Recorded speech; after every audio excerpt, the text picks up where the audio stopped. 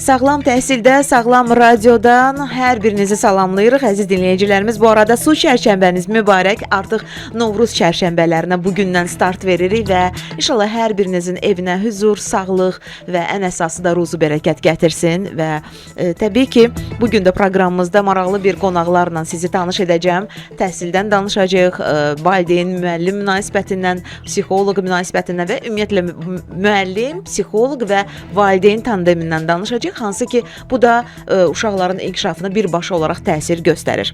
Qeyd etdiyim kimi, bugün qonaqlarımız Smart Education Bağçalar şəbəkəsinin psixoloqu Aytaç Hətəmlidir. Salamlayıram sizi, xoş gəlmisiniz. Salam, xoş gəldiniz. Və Rabitəli Nitq Reabilitasiya Mərkəzinin rəhbəri İlayə xanım Rıza xanova. Siz də salamlayıram, xoş gəlmisiniz. Xoş gördük, çox sağ olun. Dəvətiniz Bir daha təbrik edirəm hər birinizi. Çox sağ olun. Mən düşünürəm ki, həqiqətən də artıq neçə illərdir mərkəzləriniz fəaliyyət göstərir. Həm sizin İlayə xanım, həm də Aytaç xanım sizin çalışdığınız mərkəzdə birbaşa olaraq uşaqların inkişafı üçün çox mühüm addımlar atılır. Biz buna ətraflı bugün toxunmaq niyyətindəyik. Bu arada dinləyicilərimiz arasında əgər nitq geriliyi ilə bağlı müəyyən bir problemi övladlarında görən valideynlər varsa, mütləq şəkildə istəyərdim ki, diqqətlə qulaq assınlar proqramımıza. Çünki birbaşa olaraq bugün onların övladlarına hardasa həsr eləyəcəyi proqramımızı və əlbəttə ki, Smart Education Bağçalar şəbəkəsində də müraciətlər üçün valideynlər nəyi nəzərə almalıdırlar? Uşaqlar məktəbə qədər hazırlıqla bağlı nəyə əsasən üstünlük verməlidirlər, əziz valideynlər? Bu haqda da rica eləyəcəm ki, çox diqqətlə qulaq asmaq üçün proqramımız yəni sizin üçün tərtib olunub və başlayaq. İlahi xanım, icazənizlə bəlkə sizdən başlayaq. Buyurun, Artıq neçə müddətdir ki, sizinlə yoldaşıyıq. Əməkdaşlıq edirik. Bəli, əməkdaşlıq edirik. Proqramımız birbaşa olaraq həm Ənd Tədris Mərkəzi, həm Rabitəli Nitq Reabilitasiya Mərkəzi, həm də Smart Education Bağçalar şəbəkəsinin sponsorluğu ilə yayımlanır. Mən ətraflı danışacağam, amma sizdən bugün biraz geniş bir məlumat əldə etmək istəyirəm. O dinləyicilərə ki, hansı ki, bəlkə də ilk dəfə ola bilər qulaq asırlar bizim efirimizə. Ona görə öyrənək. Rabitəli Nitq Reabilitasiya Mərkəzi neçə ildir fəaliyyət göstərir? Əsas fəaliyyət istiqamətləriniz nədən ibarətdir və birbaşa müraciətlər üçün nəyi diqqətlə valideynlərimiz bilməlidirlər? Bir daha dəvətiniz üçün təşəkkür edirəm Samirə xanım. Mərkəzimiz artıq 3 ildir fəaliyyət göstərir. Rabitəli Nitq Reabilitasiya Mərkəzi.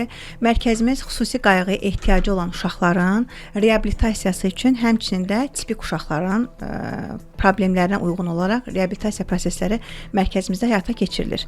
Bura aiddir psixoloji, psixopedaqoji, loqopedik, duyu bütünləmə, müalicəvi bədən tərbiyəsi, həmçinin də bu uşaqların məktəbə hazırlığı və erkən inkişaf proqramları. Yəni bir sözlə uşaqlarımızı cəmiyyətə belə deyək, hazırlamaq üçün, onları bizlərdən biri eləmək üçün, söhbət gedir xüsusi qayğıya ehtiyacı olan uşaqlardan, onlar digər uşaqlardan kənarda qalmamaq üçün mərkəzimizdə bütün xidmətlər, yəni xüsusən də inklüzivlik, yəni inklüzivlik mərkəzimizdə qorunur, saxlanılır ki, bu istiqamətdə proqramlar qurulur ki, o uşaqlar da, xüsusi qayğıya ehtiyacı olan uşaqlar da digər uşaqlar kimi cəmiyyətin bir üzvü olsun, bir fərdi olsun və gələcəkdə özlərinə bu cəmiyyətdə bir yer tapa bilsinlər. Digər tədris mərkəzlərindən, məsələn, nə ilə fərqlənir? Adətən dediniz ki, xüsusi qayğıya olan uşaqlarla çalışırsınız və ümumi təhsil müəssisələrinə bəzən valideynlər çəkinirlər. Bilməm, uşaqları orada həm yaşıdları biraz dışlayarlarmı deyim, o səbəbdən, yoxsa bir balaca ona söz, ümumiyyətlə, yəni münasibətdə biraz başqa cür olalar deyə valideynlər ehtiyat edirlər. Yəni bilirsiniz ki, məktəblərdə uşaqlarının təhsil almasına. Ona görə də istəyərdim sizdən öyrənim. Neçə yaşından artıq qəbul edirsiniz? Qəbulumuz ümumilikdə yaş məhdudiyyəti yoxdur bizdə. Artıq 1 yaşından, 1 yaş yarımından uşağın ki, korreksiya ehtiyacı oldu, biz artıq o prosesdən uşaqları qəbul etməyə başlayırıq. Yaş məhdudiyyəti yoxdur, dediyim kimi, ta böyük insanlarda. Burada böyük insanlarda psixoloji problemlər də ola bilər, nitq problemləri də ola bilər, ümumiyyətlə ailə daxili münasibətlər də ola bilər. Yəni mərkəzimiz geniş sahəni əhatə edir də, yaş məhdudiyyəti yoxdur. O bayaq dediyiniz ki, uşaqlar ki, məktəbə valideynlər qorxurlar öz uşaqlarını məktəblərə yollamağa, bu xüsusi qayğıya ehtiyacı olan uşaqların. Məhz mərkəzimizdə elə bir xüsusi proqram var ki, biz o uşaqları məktəb prosesinə adaptasiya edirik. Yəni o uşaqlar gələcəkdə məktəbə gedəndə artıq məktəbin müəyyən qayda qanunlarına, onların tələblərinə uyğunlaşırlar ki, məktəbə gedəndə artıq məktəb onlara aqressiya verməsin. Yəni o proqram mərkəzimizdə xüsusi bir proqram var ki, bu dediyim həm erkən inkişaf proqramıdır, həm məktəbə hazırlıq proqramıdır, həmçinin fərdi seanslardır ki, bu uşaqları bir mənalı şəkildə həm normal tipik uşaqların getdiyi məktəblərə, həm də xüsusi qayğıya ehtiyacı olan uşaqlar üçün xüsusi məktəblər var. Hər bir sahədə bu uşağın diaqnozuna uyğun olaraq hara yönləndirilirsə, o məktəblərdə bu uşaqlar tam rahatlıqla təlimlərini, tərbiyələrini həyata keçirə bilirlər. Tədris prosesi fərqlənirmi yoxsa yox? Onu biz birazdan sizdən öyrənərik. Mən bu arada Aytaç xanımı bir daha salamlayıram. Xoş gəlmisiniz. Smart Education Bağçalar şəbəkəsinin psixoloqusunuz. Artıq neçə illərdir ümumiyyətlə bu mərkəz fəaliyyət göstərir? 2016-cı ildən Smart Education şəbəkələr sistemi fəaliyyət göstərir və bu belə desə 4 filialdan ibarətdir. Minika, Suna, Yerləncə uşaq bağçası və Piramida tədris mərkəzindən ibarətdir. Və bundan əlavə olaraq bizdə uşaqların qəbulu 1 yaşdan başlayır və 1 yaşından əlavə olaraq da məktəbdən sonra ibtidai sinif hazırlıqlarımız da mövcuddur və bunların hər biri də bir yana belə desək, hər bir uşağımıza da xüsusi olaraq fərdi yanaşma şəklində müəllim, psixoloq, rəhbərlik tərəfindən hər bir uşağın ayrıca diaqnostikası olunur bağçaya qəbul olunarkən. Aydındır. Sırf bağçalar kimi nəzərə götürək bunu. Düzdürmü? Yəni məktəbə qədər, bəli, məktəbə qədər yəni yaşda olan uşaqlar və bir də erkən yaşda uşaqlar təbii ki, sizin mərkəzdə təhsillərini ümumiyyətlə yəni orada davam etdirə bilərlər. İnkişafları ilə bağlı təbii ki, sizin təklif edəcəyiniz müəyyən bir metodikalar var. Psixoloq dəstəyi xüsusən lazım olur uşaqlara, əyləncələr, oyun, ümumiyyətlə oyunlar əsasında tədris. Bunun özü uşaqlara bambaşqa cür təsir edir. Aytaç xanım, sizin bir psixoloq kimi istəyərdim ki, uşaqlarla işləyərkən qarşılaşdığınız çətinliklər varmı ümumiyyətlə? Belə desək, bizim bağçalar sistemində belə bir şey var ki, biz hər bir uşağı qəbul etdikdə bağçaya onun ilkin konsultasiyası mütləq surətdə olunur. Və ilkin konsultasiyaya əsasən valideynlərin hər biri ilə şəxsi olaraq münasibət qurulur, danışılır, əlaqə saxlanılır. Və bundan əlavə də belə desək sizə, hər bir uşaq yoxlanışdan keçdikdən sonra onun üzləşdiyi hansı ki problemlər önə çıxır, hansı ki fərqindəliklər önə çıxır, bunlar rəhbərlik və valideyn, müəllim arasında konsultasiya şəklində müzakirə olunur.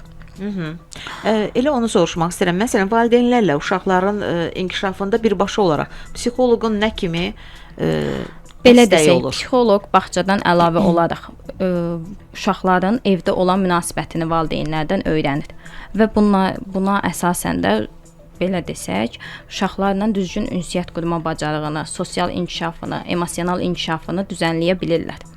Belə desə, hər bir uşaq bağçada özünü apardığı kimi, bəzən evdə tamamilə fərqli özünü apara bilir. Buna görə də hər bir valideynlə xüsusi olaraq görüşülür bizim bağçada. Və belə desək, psixoloq olaraq hər biri ilə demək olar ki, gün ərzində, hətta bəzən bir gündən bir həftə ərzində mütləq surətdə hər biri ilə görüşülmə olur. Siz də qarşılaşırsınız tez-tez uşaqlarda olan nitq problemləri ilə? Bəli, həm nitq problemi, bəli, həm nitq problemləri ilə, həm ən önəmlisi belə desək, indi qlobal problem kimi pedaqoji baxımsızlıq, psixi-inkişaf ləngiməsi. Bunlar çox, amma çox bizi narahat edən problemlərdəndir və bu problemlərə əsasən də ilkin olaraq bağçaya qəbul olunanda, pedaqoji baxımsızlıqla qəbul olunan uşaq olan, belə desək, gələndə biz müəllim, valideyn, psixoloq üçlü birləşməsi şəklində o uşağın üzərində işlənilir. Və o uşağın üzərində işlənilmə nəticəsi də bağçanın ümumi təhsil keyfiyyətini artırır. Yəni hansısa bir uşaq pedaqoji baxımsızlıqla əziyyət çəkirsə və bu belə desək, bu problem aradan qalxırsa, korreksiya olunursa, bu uşaq bağçanın ümumi təhsil keyfiyyətinə də təsir edir. Biraz bəlkə bunun daha geniş tərzdə açıqlayaq dinləyicilərimizə. Pedaqoji baxımsızlıq deyəndə valideynlər nəyi nəzərdə tutsunlar? Deməli, pedaqoji baxımsızlıq belə deyək, uşaq anadan olur. İnkişaf dönəminə bölünəndə ilk 3 ayı, 6 ayı, 9 ayı, 12 ayı.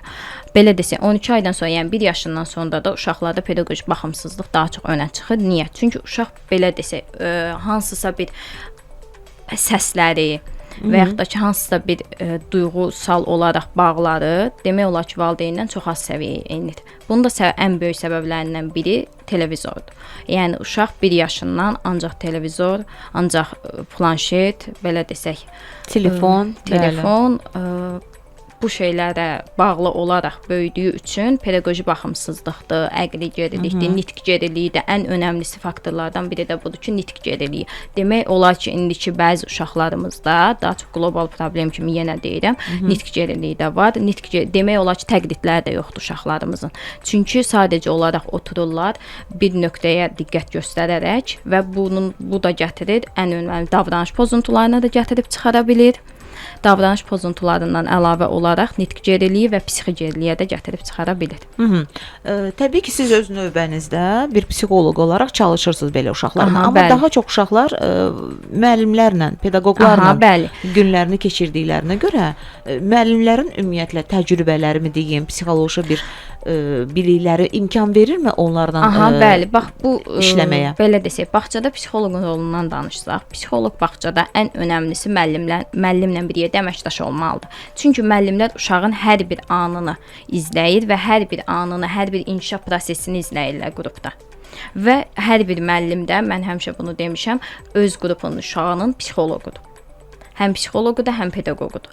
Və bizim bağça sistemində də ən gözəl belə deyim, müsbət cəhətlərdən biri hər bir müəllimimizin uşaqlarla fərdi yanaşma şəklində, fərdi sanki öz qrupunun psixoloquymuş kimi davranma şəkli çox mükəmməl səviyyədədir. Yəni normal olaraq necə bağçalara uşaqlar müraciət edirlər, uşaqlar gedirlər. Yəni eyni ilə Smart Education bağçalar şəbəkəsinin filiallarına bu cür şəkildə səhər saat 8-dən, bəli, 8-dən axşam saat 6-ya qədər sistemimiz var. Yəni belə deyək də fəaliyyət göstərir bağçalar şəbəkəsi. Ümumilikdə qrafik belədir. Səhər saat 8-dən axşam saat 19-a qədər, yoxsa 18-ə qədər. 19-a qədər. Yəni bu işləyən valideynlər üçün çox əla bir fürsətdir.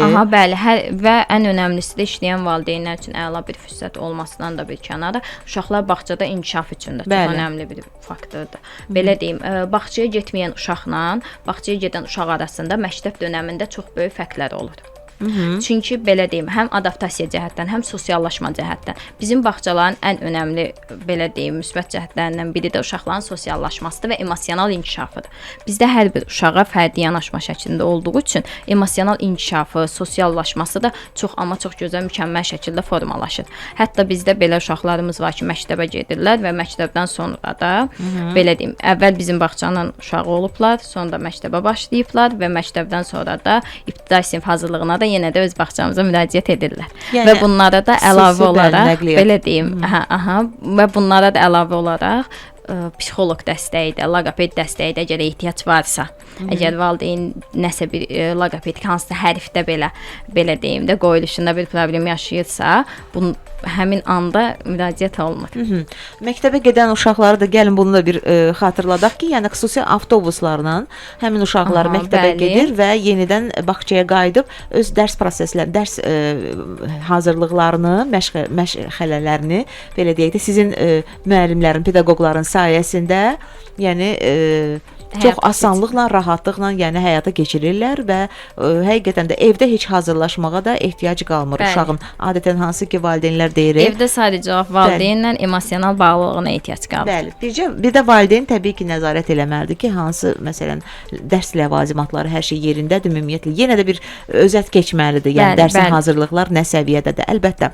Smart Education bağçalar şəbəkəsinin əlaqə nömrəsini Aytaç xanımdan istəyək və daha sonra İlahi xanımdan. İlahi xanım, siz deyə bilərsiniz, sizlə necə əlaqə saxlasınlar? Sırf nitq problemləri yaşayan valideynlər övladları ilə bağlı təbii ki sizə müraciət edəcəklərsə hansı nömrəni yığmalıdırlar? Nitq və psixoloji. Yəni mərkəzimiz təknik üzərində deyil, psixoloji problemlərlə bu mərkəzdə. Autizmlə bilirəm uşaqlarla da işləyirsiniz. Müxtəlif sindromlu uşaqlardır. Yəni ümumiyyətlə də xüsusi qayğı ehtiyacı olan uşaqların hər biri üçün mərkəzimizə müraciət etmək üçün 050 867 27 43 həm zəng, həm WhatsApp nömrəsidir. Instagram üzərindən isə rabitəli _nitq səhifəsinə müraciət edə bilərlər. Nömrəni bir daha istəyərdim sizdən. 050 867 27 43. Bax belə.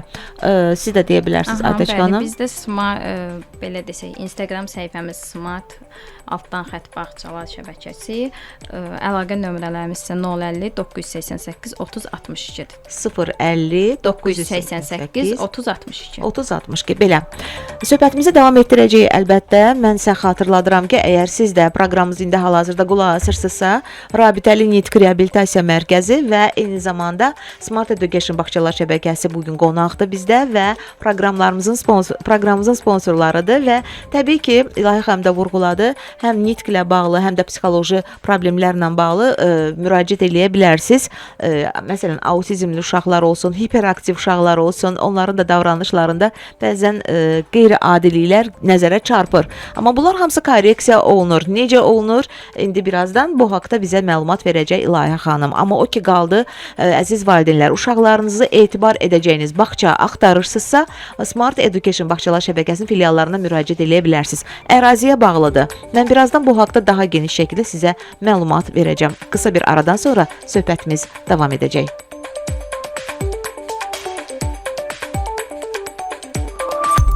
Reklam. Aytaç Hətəmli və Rabitəli Nitq Reabilitasiya Mərkəzinin rəhbəri İlahi xanım Rızaxanova və mən bu arada sponsorlarımız haqqında məlumat vermək istəyirəm.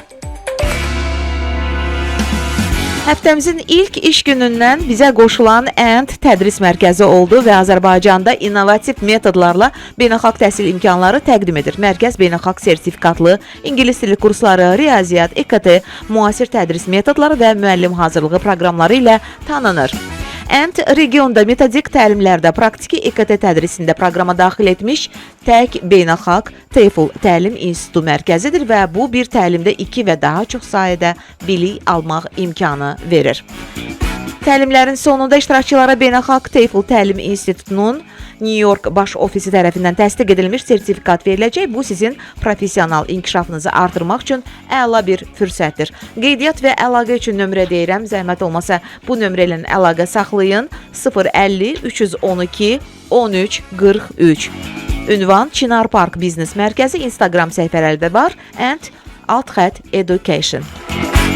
Biraz əvvəl Rabitəli Nitq Reabilitasiya Mərkəzi haqqında məlumat verərkən təbii ki, biz unutmadıq ki, autizmli uşaqlarla da bağlı, nitq geriliyi ilə bağlı, nitq qüsurlarına bağlı siz valideynlər müraciət edə bilərsiniz. Təbii ki, autizmli uşaqlardan danışanda ilk yada düşən nə olur? Tez-tez uşaqlarda olan bəzi belə qeyri-adi hərəkətlər, davranışlar, ən çox onlar deyirlər ki, rəngli qidaları yeyirlər və görmələrində problemlər bəzən olur. Ümumiyyətlə diqqət əksikliyi yaşanır. Ona görə də valideynləriniz, əziz valideynlər, uşaqlarınızda belə bir problemləri görürsünüzsə, həm də nitqlərində bir geriləmə, hətta qüsurlar görürsünüzsə, bilin ki, bu həll olunması məsələdir. Burada sizdən yalnız bir rica olunur ki, vaxtında müraciət edəsiniz. Çünki erkən müdaxilə sayəsində bu problemlər təbii ki, korreksiya olunur. Nömrə deyəcəm, əlaqə saxlayın və bir də bunu vurğulayaq ki, radiodan da mütləq şəkildə dinlədiyinizi söyləməyi unutmayın. Həkim pedaqoqlar sizin uşağınızla fərdi məşğul olacaqlar.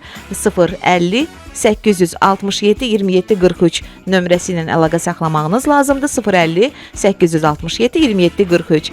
Smart Education Bağçalar şəbəkəsi artıq filialları çoxalır günü-gündən, maşallah olsun. 2016-da yaradılıb məhz Smart Education Bağçalar şəbəkəsi Yelləncə ilə başladılar. 2017-də Suna ilə, daha sonra 2018-də Minika və Piramida ilə davam edirlər. Ölkəmizdə bir çox bağçaların Nazirlər Kabineti nizamnaməsinə uyğun olaraq qurulmasına dəstəkləri də var. Bağça xidmətlərindən əlavə şirkət uşaqların fiziki və mənəvi inkişafı üçün də xidmətlər göstərir. Balacalarımızın böyük dünyasına açılan qapıdır Smart Education Bağçalar şəbəkəsi. Nömrə deyəcəm, əlaqə saxlayın. 050 988 30 62.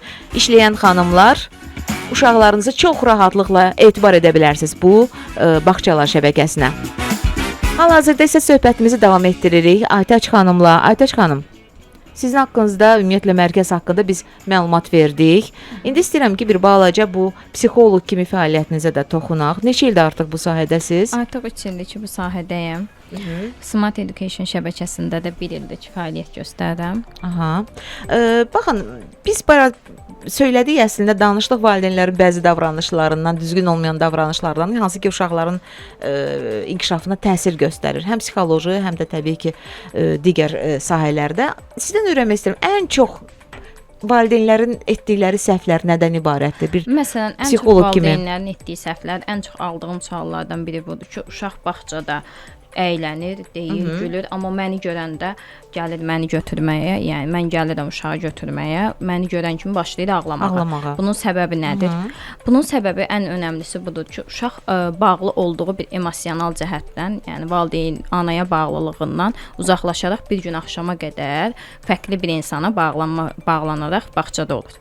Və istər-istəməz bu uşaq bu bağçadan uzaqlaşanda və həmin o bağlandığı, emosional cəhətdən bağlı olduğu valideyni görəndə anlıq olaraq duyğu dəyişimi yaşaya bilir. Ən önəmli faktor budur və bunu valideynlər ilk gələndə övladlarını götürməyə görür, qəfildən uşaq bunu görür, başlayır ağlamağa və başlayır o uşağın üzərinə getməyə ki, niyə ağlayırsan, nə olub, sənə şokolad alım, sənə bunu alım, sənə onu alım və yaxud da ki, sənin səbəbi nədir? Yəni üstdən gedərək səbəbini öyrənməyə çalışırlar. Amma səbəb bu deyil. Səbəb sadəcə olaraq emosional cəhətdən. Düşünürlər ki, orada uşağı xoşbəxt deyil. Yox, o deyil əslində. Belə baxanda sadəcə uşağında problemi görməyə başlayırlar ki, mənim uşağım niyə xoşbəxt olmur heç nədən.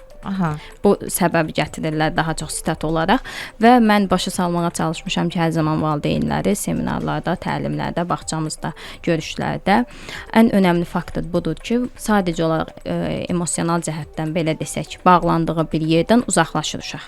Və bunun səbəbi sadəcə budur. Emosional bağlılıqla. Bu normaldır sizcə? Bu normaldır, belə desək, bu normaldır. Hardasa 1 ay, 2 ay müddətində. Əgər 1 ay, 2 ay müddətində bu davamlı şəkildə davam edirsə, deməli normal deyil.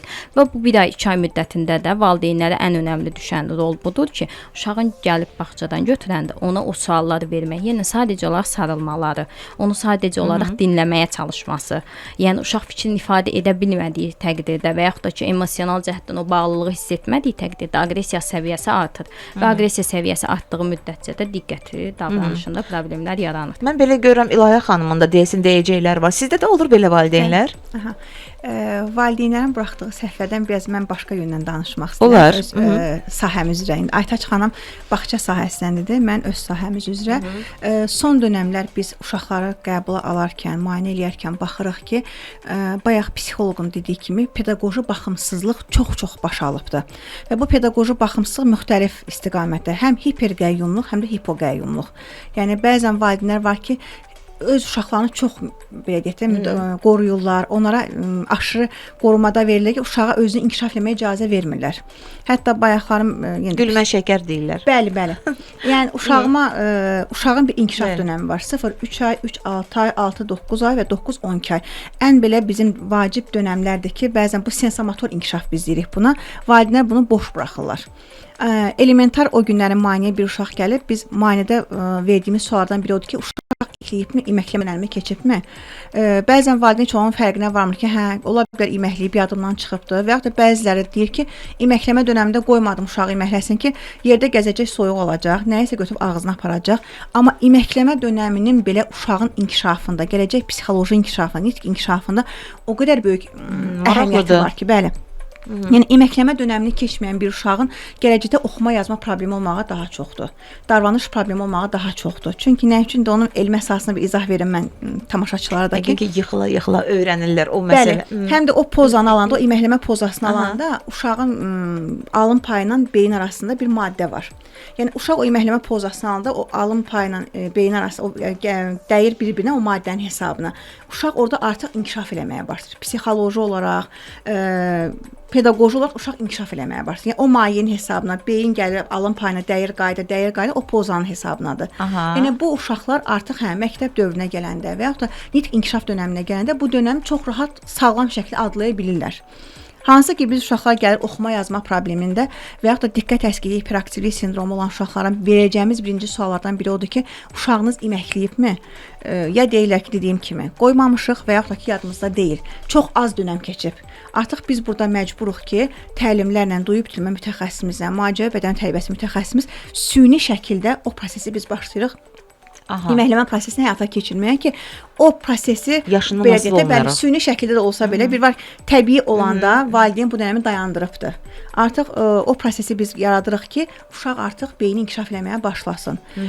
Sonra valideynlərin çox buraxdığı səhvlərdən biri nitqə birbaşa təsir göstərən blenderla qidalanmadır. Yəni 6 ayla uşaq artıq əlavə qidaya keçəndə mütləq ki, dədə-babada necə idi, vilka ilə əzirdilər. O uşaq həm qidanın dadını hiss eləyirdi, həm də ki, artikulyasiya aparatı əzələlərini inkişaf elətdirirdi. Son dönəmlər valideynlər 1 yaş, 2 yaş, hətta inanırsınız 3 yaş, 4 yaş gəlir valideyn ki, uşaq hələ blenderla qidalanır. Nə üçün? Çeynəmə aktı formalaşa bilməyibdi. Daim o sıyıq halında qidanı verib çox həlim və həlim qoymusunuz sanki udubdu. Yəni bu artikulyasiya əzələləri inkişaf eləmədiyindən ya nitq ləngiməyə başlayıbdı və yaxud da danışmağa başlayanda sanki nitq anlaşılmaz, ancaq valideyn başa düşür. Kənar onun nitqini başa düşmür. Bu da dediyim kimi valideynin buraxdığı ən böyük səhvlərdən biri budur. Sonra bunun yaratdığı bu blenderdan verilən qidalanmanın buraxdığı səhvlərdən biri də dad reseptorları uşaqda formalaşa bilmir. Gəlir 1 yaşında, 2 yaşında artıq valideyn istəyir ki, uşağı böyüyəndən sonra hər bir qidanın tamına baxsın. Meyvəyə də baxsın, duru qidalara da baxsın, sərt qidalara da baxsın. Gəlir ki, mənim uşağım qida seçiciliyi var. Və bunlar hamısı o ilkin dönəm var idi ki, 1 yaşa qədər olan dönəmdə buraxılan səhvlərdir ki, biz bunları sensomotor belə inkişaf deyirik ki, sensor hisslərlə, motor hissləri birbaşa gələcəkdə psixoloji inkişafın təməlini qoyan bacarıqlardır ki, burada olan səhvlər, bunlar dedim ki, bəziləri pedaqoji baxımsızdan, bəzən valideynlər Aytaç xanım dediyi kimi boş buraxırlar, heç emosional uşaqla ünsiyyət qurumlar, bağ qurumlar, bəziləri ki, aşırı qururlar o emosionallığı. Aydındır. Yəni problemlərdən asılı olaraq mən belə başa düşdüm, müalicə də ona uyğun aparılacaq. Müddətinə də hətta gəlir. Hətta baxın 2 yaşına, 3 yaşına bir uşaq gəlir, sual verir ki, köynəyini soyunub giyinə bilirmi, özü qidalana bilirmi? Deyir, yox, müəllimə, problemli uşaqdır, yazığım gəldi. Amma əksinə birbaşa elə onlara lazımdır ki, çünki o uşaq qidasını belə yeyəndə əl-göz koordinasiyası bu nədir?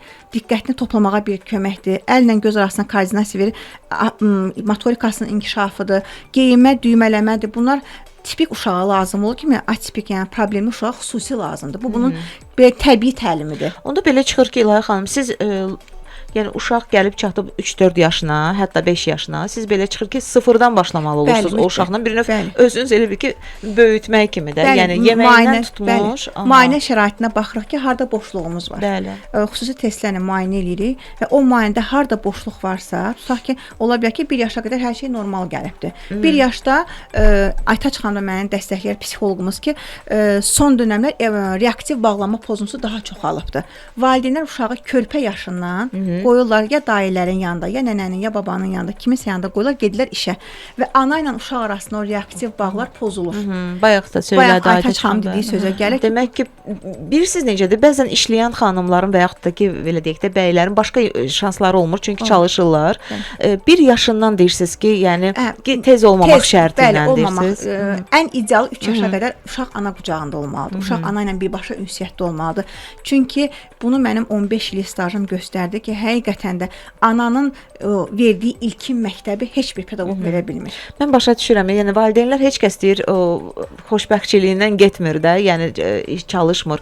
Təbii ki, müəyyən bir məcburiyyət qarşısında olanlar çoxdur. Bacardığın qədər valideynlər övladlarına vaxt ayırmalıdırlar. Bəli. O vaxtda boşluqlar olanda vacib o sensitiv dövrdə biz o itirdiyimiz vaxtı sonra maddi və mənəvi baxımdan bəzən toparlaya bilmirik. Doğrudur. Təbii ki, yəni ailələr var ki, çətinliklər yaşayırlar və o baxımdan da çalışmaq məcburiyyətindədir, amma təbii ki, əgər biz uşağı birinci növbəyə qoysaq, yəni ən birinci sırada uşağı olsa, biz mənə elə gəlir ki, o bayaq da söylədiyim, bəli, çalışmaqdır filan da onu biraz ertələyə də bilərik. Məncə də sonraya da saxlaya bilərik.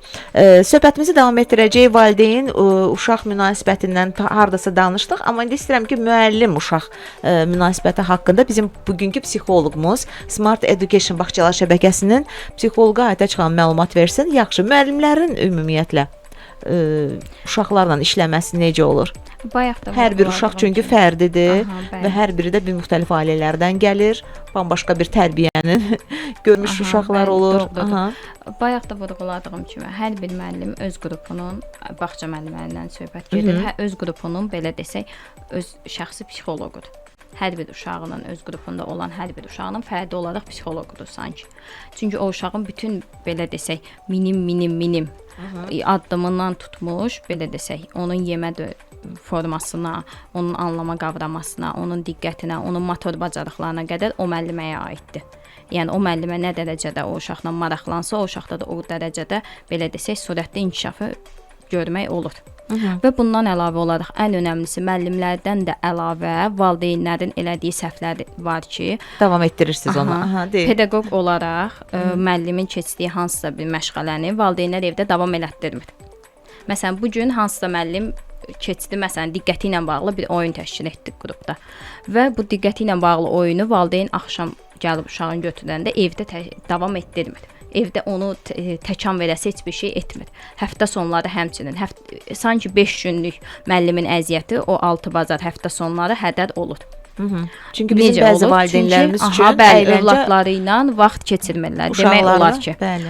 Ona görə də belə desək də müəllimlərin qrupda keçdikləri dərslər, vəsaitlər və yaxud da ki, belə desək, verdikləri təhsil keyfiyyəti çox aşağıya düşə bilər. Altı bazar ən çox da bu problemlə qarşılaşır. Amma halbuki siz bunları dönə-dönə tapşırırsınız valideynlərə. Həm rəhbərlik, həm müəllim, həm psixoloq. Dəfələrlə tapşırıqlar verilir ki, biz nələr üzərində onunla işləyiriksə, siz də evdə zaten kamera sistemidir bizim bağçalarda və valideynlər izləyə bilirlər. Və bunu da hər birini görürlər demək olar ki. Və bunu davam elətdirə də bilərlər. Bir də onu öyrənmədik sizdən. Yəni 3 dildə aparılır. Bəli, tədris 3 dilində aparılır. Azərbaycan dili, rus dili və ingilis dilində. Qəbul necə olur məsələn? İstənilən şəxs, məsələn, rus dilində, yoxsa müəyyən bir kriteriyalar burada tələb olunur? Xeyr, sadəcə belə deyim, birinci qəbul edirik uşağı, məsələn, 1 yaşından yaşlı qrupuna və yaşlı qrupunda Azərbaycan dilində tədris olunur. Azərbaycan dilində tədris olunduqdan sonra bölünür qruplara. Hansı valideyn yaşlı qrupun uşaq keçəndən sonra hansı valideyn hansı dildə, belə desək, hansı dildə istəyirsə davam etdirmək. Ona görə də qruplara bölünür. Rus qrupası, ingilis qrupası və yaxud da ki, Azərbaycan dili qrupası olaraq. Məsələn, Rus dilini seçərkən nəsə orada tələb olunurmu? Yoxsa bəzən valideynlər son zamanlarda valideynlərində dil biliklərini yəni yoxlayırlar, o baxımdan soruşdum. Belə desək, İlahi xanım da yəqin ki, fikrimə dəstək olar. İndiki uşaqlarda 2 dillilik problemi də çox böyük. Hətta 3 dillilik deyərdim sizə. Evdə Azərbaycan dili, valideyn danışır, bağçada rus dili qoyur və uşağın izlədiyi hansısa bir şey də ingilis dilində olur. Və buna görə də uşaq o 3 dilin hansı seçəcəyini bilmir. Nitqində, koordinasiyasında problemlər yaranmağa başlayır. Hətta bu davranışına da təsir edir. Tam olaraq özünü anlada, fikrini ifadə edə bilmir. Və zaman keçdikcə, bu yaş artdıqca da, 4-5 yaşına çatdıqca da, belə desək, heç bir, hətta sosiallaşmasına belə problem yaradır. O da gəlin bunu bir aydınlaşdıraq. Bəs nəyə görə deyirlər, nə qədər erkən uşaq bir neçə dildə danışsa, bir o qədər yaxşı olacaq. Yəni, hətta mən dönə-dönə soruşmuşam ki, bir neçə dildə uşaq öyrənə bilər. Deyirlər, bəli, heç bir problem yoxdur öyrənməz. Yəni bu 3 yaşında mı, 2 yaşında mı? Uşaq var 2 yaşında da danışır. Elə sərbəst danışır ki. Əgər o açıbsa, indiki müasir dövrdə hər şey biraz ləngiyibdir. Təəssüf ki, texnologiyalar irəliləsə də inkişaf biraz ləngimə gedibdir. Yəni 2 yaşında əgər normal danışırsa uşaq, icazə verirsiniz ki, xarici dili öyrənsin. Artıq bəli, 2 yaşında tam normal öz fikrini ifadə edə bilirsə, söz bazasından söhbət getmir. Uşağın öz fikrini ifadə etməkdən gedir. Yəni öz istəklərini, öz tələbatlarını sözlərlə ifadə edə bilirsə, ən azı kiçik bir şeir də olsa deyə bilirsə, bəli, keçib artıq digər dilə öyrənə bilər. Buradan biz belə deyək də, valideynlərə həm də müraciət eləyək. Çünki uşaq indi başa düşürük, danışa bilmirsə, sizin də ürəyinizdən keçib ki, rus dilinə və yaxud da ingilis dilini uşağınız yavaş-yavaş öyrənsin. Çünki vaxtıkən siz bunu edə bilməmisiniz. Mən belə bir onlara təklif etmək istəyirəm. Əgər təklifimə diqqətlə qulaq assalar biləcəklər. Məsələn, World Karyera və Peşə Mərkəzi sizin üçün bu şansı yaradır. Baxın, evinizə müəllimlər təyin edərək həm uşağınıza məktəbə qədər hazırlıqda, həm də valideynlərin özlərinə ingilis dilində və yaxud istədikləri dillə bağlı yəni tədrisləri həyata keçirəcəklər. Bunun üçün sadəcə istək olmalıdır. Əziz dinləyicilərimiz, qar yağıb, soyuqdur, qışdır. Baxın, onlayn da təbii ki, tədris davam edir. Onlayn şəkildə də müraciət edə bilərsiniz və qeydiyyatdan keçməyiniz bu zaman mütləq lazım olacaq tez bir zamanda. Radiodan da sizə də şamil eləyir. Radiodan dinlədiyinizdə mütləq şəkildə qeyd edin. Uyğun qrafik sizin üçün tərtib edirlər sərfəli qiymət əsasında bu dərslər həyata keçirilir. Hətta mən bir neçə nəfərə, əziz Aytəç xanım və İlahi xanım, bir neçə nəfərə dil kursları ilə bağlı şərtləri göndərmişəm. Doğrudan da bax tam səmimi deyirəm ki, World Kariyer və Peşə Mərkəzinin təklif etdiyi qiymətlər hamıya şok qiymətlər kimi görünüb. Doğrudan da çox münasib görünüb. Mən ona görə də istəyərəm ki, bizim dinləyicilərimiz də yararlansınlar bu fürsətdən. Mütləq şəkildə WhatsApp-a yazmağınız lazım olacaq. Qeydiyyat üçün 055 674 72 30. Təkrar edirəm, 055 674 72 30. Davam edirik. Sağlam təhsil, daha yaxşı gələcək buradan başlayır. Bir halda ki, dildən danışdıq. Mən istəyirəm ki, İlahi xanım, sizlə davam edim. Çünki bir neçə dil öyrənmək uşaqlarda dediniz ki, nitq geriləmələrinə gətirib çıxarır. Yəni əli aşından da olur və əli aşından da olur. Yaxşı, bu zaman nəyə o zaman? Düzgün yolunu siz bizə izah eləyin. Aha, düzgün yolu budur ki, bayaq qeyd etdiyim kimi Samirə xanım mütləq ki, uşaq nitqini açmalıdır bir dildə. Tutaq ki, ailə rus dilli ailədir. Bəli. Uşaq rus dilində nitqini açır, sonra digər dillərə, tutaq ki, Azərbaycan dili, ingilis dili. Yəni nitqin dilini açmağı vacib bir şərtdir. Hamı istəyər ki, övladı çox dilli olsun. Hamı. Mən də bu dəqiqə istəyirəm ki, mənim övladım 5 yaşa qədər bütün dilləri öyrənsin, getsin. Amma əgər bu uşağın nitqinin inkişafına və paralelində də psixi inkişafına zərər edəcəksə, ona görə bir stop eləmək lazımdır. Bu da fikirləşmək lazım. Çünki nitq ləngidirsə psixi inkişaf ləngidir. Nitq açılmasa uşağın davranışları artıq düzgün olmayacaq. Mütləq şəkildə bunun pedaqoqlar da belə deyirlər ki, uşaq bir dildə nitqini açmalıdır. Tam özünü ifadə, söz etibarilə yox, lüğət ehtiyatla yox, özünün fikrini ifadə edəcək səviyyədə. Açandan sonra artıq valideyn bilir ki, mənim övladım tam rahatlıqla öz fikirlərini müəyyən bir dildə izah edirsə, bəli, artıq ikinci dilə də uşağı yönləndirmək olar. Çünki eyni anda bir neçə dili öyrənən uşağın ya nitqi ləngiyəcək, ya kəkələmə özünü göstərəcək. Yəni problemlər çox olacaq. Psixoloji problemlər olacaq. Yaxşı. Düşünək ki, uşaq danışdı, hər şey qaydasında gedir və hətta belə də 2 yaşından belə deyək danışdı. Birdən-birə gəlir bəlli bir yaşa, 6-7 yaşına, uşağın nitqində bir donma yaşanır. Bəli. Nə olur onda? Nə baş verir ki, bu uşaqda qeydə alınır? Dayanmaq. Bax, çox gözəl bir nüansa da oradan toxundunuz. Son dönəm hələ 6 yaşı qoyuram. Son hardasa bir 2-3 aydır valideynlər gələndə müayinəyə gətirirlər uşaqlarını. Deyirlər ki, Laha xanım, uşaq İlk bir ilində çox gözəl getdi hər şey. İl yarımda hər şey çox gözəl getdi. Sanki bir nəsə oldu, dayandı bu uşaqda. Bəli. Nəsə olur təbii. Nəsə olur, dayanır. O inkişaf dönəmlərini çox gözəl deyə keçdi. Hər bir şey. Ada qarşı reaksiyası vardı, səsə reaksiyası var idi. Bizlə emosional bağ qururdu, göz kontaktı qurdu. Sanki 1 yaş yarımdan 2 yaşda nəsə oldu, bu uşaq dayandı. Əslində o dayanma ilə əvvəldən sadəcə mərhələ gəlibdi. Amma ki, o mərhələlərin birində qırılma olubdur, sadəcə valideyn onu hiss eləməyibdir. Ən çox valideyn nə vaxt o qırılmanı hiss edir? Nitqdə. 1 yaş yarıma 2 yaşına gəlir, valideyn təbii ki, təqlidlərə o qədər fikir vermir, diqqətə o qədər fikir vermir, anlama qavramaya bir o qədər fikir vermir ki, uşağın müraciəti anlaması var ya yox, ona qədər fikir vermir. Amma artıq 1 yaş, 2 yaşında görür ki, həyətdəki uşaq, bağçadakı uşaq danışır, mənim uşağım danışmır. Əslində o problem kökdə var idi. Yaxşı, bu zaman korreksiya etmək olurmu bunu da? Əlbəttə, erkən müdaxilə ilə bəli. Həqiqətən də erkən müdaxilə nə qədər tez problemin üzərinə düşülərsə, inanın ki, elə problemlər var ki, tam 100% aradan qaldırılır. Müəyyən bir problemlərimiz var ki, bəli, onu biz bacardığımız qədər sıfıra endirməyə çalışırıq. Kimlər çalışır? Gəlin onu da söyləyək. Komanda şəklində. Bu uşaqlara intensiv təlim və kompleks təlim lazımdır. Psixoloqlar, psixopedaqoqlar, loqoped psixoloqlar, duyu bütünləmə mütəxəssisi, inklüziv ixtisasçılar mütləq ki, burada komanda şəklində və mütləq ki, bizim köməyimizə çatan psixiatrlar, nevropatoloqlar. Elə problemlər var ki, biz onu tibbi istiqamətsiz, medikamentoz müalicəsiz aradan qaldıra bilmərik. Nömrə deyin bir daha, zəhmət olmasa. Nömrəmiz 050 867 27 43. Aydındır. Əlaqə saxlaya bilərsiniz. Buyurun, əgər uşağınızda bu kimi danışdığımız problemlər varsa. Aytaç xanım, Smart Education bağçaları şəbəkəsi, görün maşallah nə qədər filialından fəaliyyət göstərirsiniz. Nəyə görə sizə müraciət edirlər? Təhlükəsiz baxımındanmı? Rahat bir mühit varmı orada? Aha, bəli. Pedaqoqlar mı çox savadlı, təcrübəlidir? Ən vacib olan bir şey var ki, hər uşağa yenə deyirəm, fərdi yanaşma şəklində yanaşıldığı üçün. Valideynləri ən çox bizdə razılıqla getdiklərinin səbəbi odur ki, hər uşağa fərdi yanaşma şəklində yanaşma olunur. Yəni müəllim sanki bir qrupa dərs keçmirmiş, sanki hər uşağa ayrı-ayrı dərs keçirmiş kimi şəklində yanaşırlar pedaqoqlarımız. Yəni sizə müraciət etmək üçün bir səbəb budur. Uşağı bəli. orada inkişaf edəcək. Və təhlükəsiz ortam ən önəmlisi. Bağçamız belə desək kamera sistemindədir və hər bir valideyndə də telefonla kamera sistemi nəzarət edə bilirlər və bundan da əlavə olaraq istər qidalanma mühiti olsun, istər istilik sistemi olsun, bu barədə də heç bir problem heç bir zaman yaşanmır. Baxın, Novruz çərşənbələri artıq bugündən start verdi.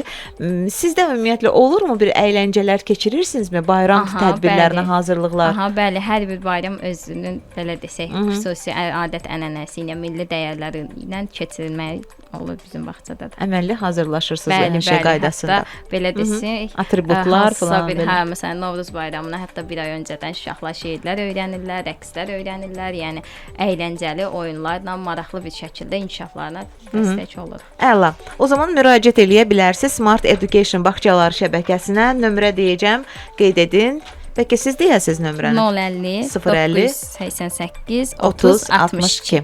Reklamlarımız olacaq. Reklamlardan sonra bilmədiyimiz daha bir neçə məlumat da var ki, onları öyrənəcəyik. Xatırladıram ki, siz Sağlam Təhsilə and Tədris Mərkəzinin Tədris Mərkəzinin və Smart Education bağçalar şəbəkəsinin və Rabitəli Nitq Reabilitasiya Mərkəzinin sponsorluğu ilə dinləyirsiniz.